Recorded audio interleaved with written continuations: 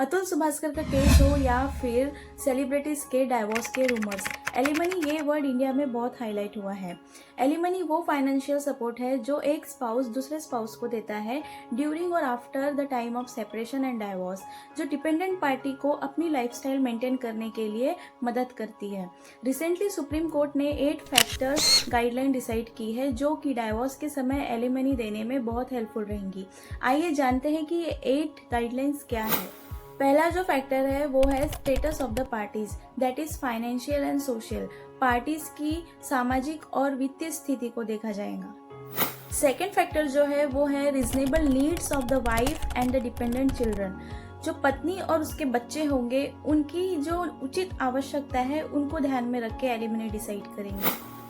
Third factor में जो parties की क्वालिफिकेशन होंगी दोनों की वो देखी जाएंगी और उनके एम्प्लॉयमेंट की स्थिति देखी जाएंगी।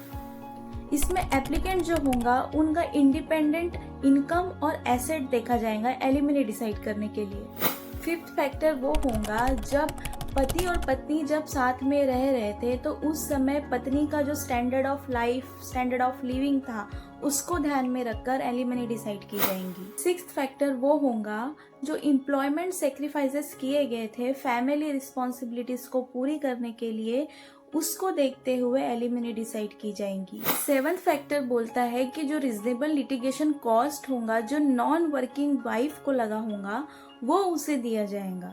एट्थ फैक्टर में हस्बैंड की फाइनेंशियल कैपेसिटी, उनकी इनकम, उनकी मेंटेनेंस ऑब्लिगेशंस और उनकी लाइबिलिटीज को ध्यान में रखा जाएगा एलिमनी डिसाइड करते समय। ये गाइडलाइंस इंश्योर करती है कि एलिमनी अनफेयर पनिशमेंट या फिर मिसयूज का जरिया ना हो।